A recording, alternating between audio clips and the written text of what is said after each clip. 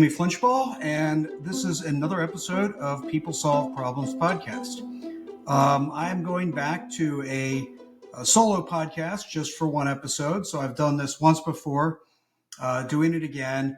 It's really been a combination of a little buffering in my schedule, but also just a chance to reflect on some things, talk about some things that I don't get to in a casual format, right? So I don't have to be as crisp, as defined as I might be in one of my videos.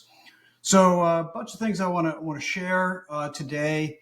We'll keep this episode pretty short, I think. At least that's the plan. I think there's no script here, but we'll talk about a few things that have been on my mind around problem solving, and some further resources to help explore some of those things.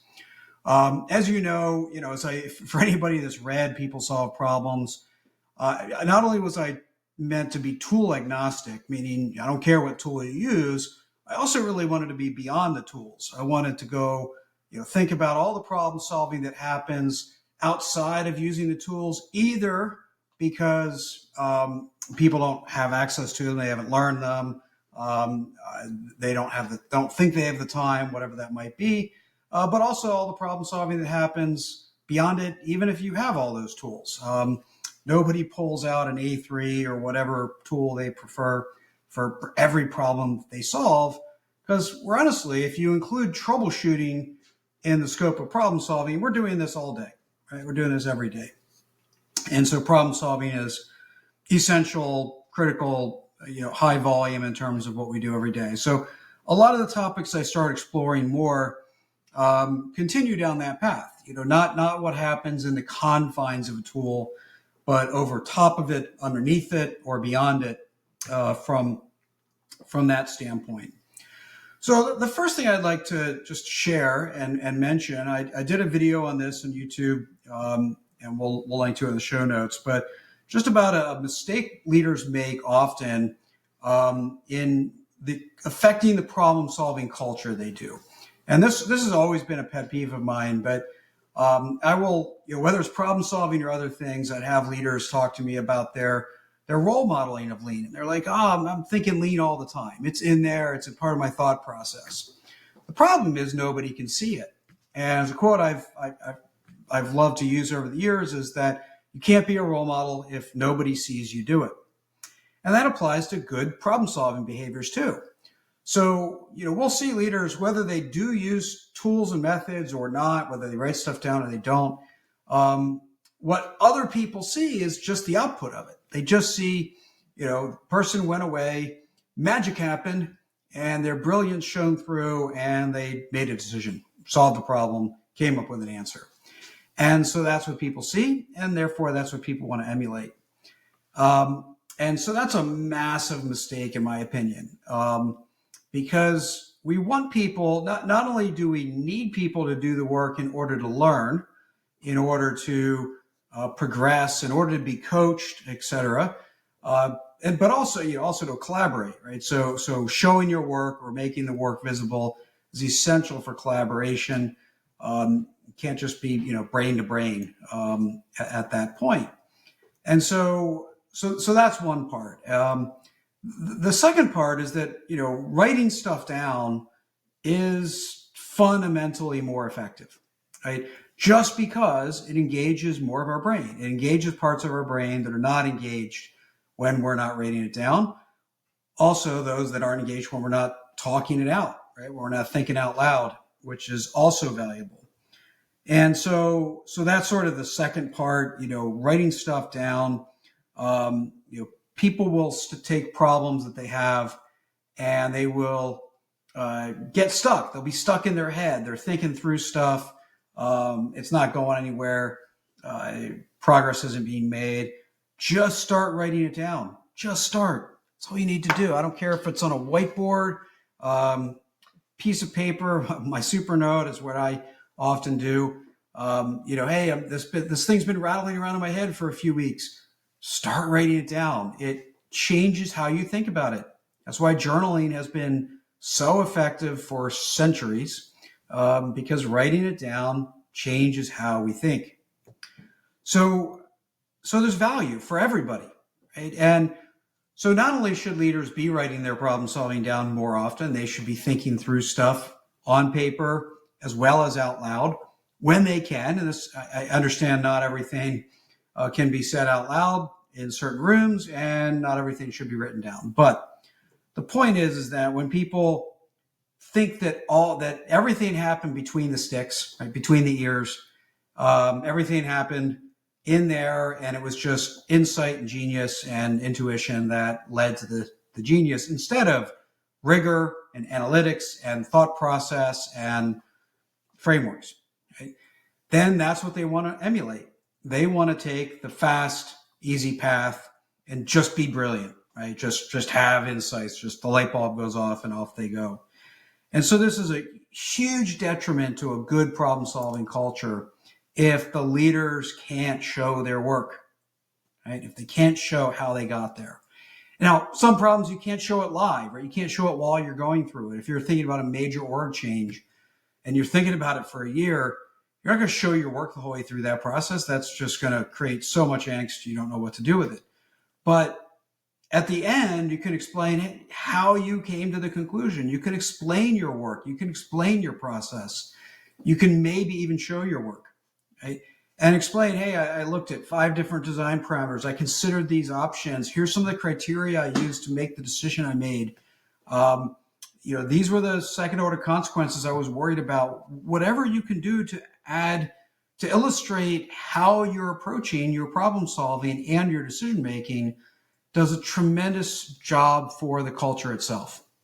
So do the work, but also show the work. Fundamental. So I did a short video on that. I wanted to elaborate on it a bit and also mention it for those that probably haven't seen it. So that's enough about that. I want to mention, for those that haven't seen our Learning Lab, we have at the end of the show a discount code for people who want to get on the Learning Lab. I've been exploring this topic, which turned into a video course and a white paper, both on the Learning Lab, which I called From Stuck to Solved. And it's basically what happens when you get stuck in problem solving. So getting stuck in problem solving, inevitable, right? We have to get there. It's gonna, if we're solving easy problems, it's not going to happen, of course. But if we're solving hard stuff, at some point we're going to get stuck. Sometimes early, sometimes often. So getting stuck is, I actually believe, not just inevitable, but actually beneficial, because it's those parts where we probably need something a little extra, right? It's not just linear thought process. It's not just step A through Z. And so those parts where we get stuck is where we actually have to bring something new to the table. And that's where the breakthrough happens. And this can be as early as defining the problem, framing the problem. What problem are we really trying to solve here? All the way to solution set. Anywhere in that process, you can get stuck. And like I said, I think that's a good thing. So I talked a little bit in that in the course about 4 different approaches. So I'm going to talk about 2 of them related to other pieces of work that I've done in that context. So one, I think it's just a blog post coming out just around learning from different people's styles, and I'll come back to the connection to being stuck. I believe problem solving is unique. There's standards, there's processes, there's capabilities, but we also bring to the table, all of us, right? Our creativity, our experiences, our perspectives, our beliefs and principles, right? And so, for example, I was making this point with somebody around simplicity, right? I believe in simplicity. I don't always practice it well, but I believe in it. It's a principle of mine for process design, for even strategy design. And I think the context in which I was talking about it is that for my work with companies, other than board of directors work, which is an aside, is I have one service with one price point. It's just straightforward, very clear, very simple, very repeatable. Now, the context inside that work is massively complex, and because we're covering every topic I think imaginable, but the structure of the service offering, super simple, very straightforward, no variation. And so that's a principle, right? And so my point is that we bring all of that to our problem solving. We bring our principles, we bring our beliefs, our experiences, and our skills, our creativity, and things like that. And so problem solving is unique. We're good at some aspects, less good at others, have special tips, tricks, etc. that are ours. That they're part of how we approach things. And the point I wanted to share was, well, learn from others because they're unique too. It's not about learning a methodology, just a perspective, just how they approach a problem, how they think about it. And so I find even fiction works for that. There's limits to that. You can't perhaps follow, Luke Skywalker or Harry Potter very well and say, yeah, here's how we're going to solve that problem. But certainly many examples in fiction, we can learn from how a character approaches problems they're facing, and I'm saying incorporate it or mimic it, but learn from it, right? Learn from it and take some lessons away. So one of those. So I mentioned Lincoln in this piece coming out, should be out probably by the time this podcast comes out. So maybe it's out now. But also about Albert Einstein. So Albert Einstein, not only did he work often internally, he could collaborate with others, often with letters, writing letters back and forth. So he certainly could be collaborative, and he had people working aside him, often working on the math. That was part of his collaboration process. But the lesson I take away from him on problem solving is perseverance. That sometimes you just need to stay with a problem long enough for the solutions to reveal themselves. And again, reveal themselves makes it sound like magic. The point is, it was perseverance and hard work that got you there. But that was the task. That was the solution to making progress. And so that's one of the methods from stuck to solved. When we're stuck, sometimes, not always, there's other solutions in how we can get unstuck, but sometimes perseverance is absolutely a very viable and useful approach. And this is particularly true when it's complex or when we need creative solutions that may not be obvious, because that's where, as we talk about brainstorming, ideation, as I call it in People Solve Problems, we need to get through the obvious solutions first. Then we get through the at least seemingly impossible ones. Then we can get to the creative ones. Just because there's nuggets and all that other stuff that we kind of take apart and reconfigure until we get something that actually works. And I still remember solving, I was an automotive design engineer working on the drivetrain for the Plymouth Prowler, actually, long ago. And we needed a drivetrain that didn't exist yet. And I got frustrated at some points, and I was perhaps young and inexperienced enough that I didn't know if it was the problem or me. Right? I didn't know if I didn't have what it took or the problem was just super hard. But I stuck with it. We kept iterating until ultimately I found a solution that worked. And that was purely perseverance. Powering through the problem and getting somewhere eventually. So it sounds like stubbornness, but an absolutely useful tactic when the time is right. So another, I'm going to reference an article, a short article, more like a column I wrote for Lean Mag.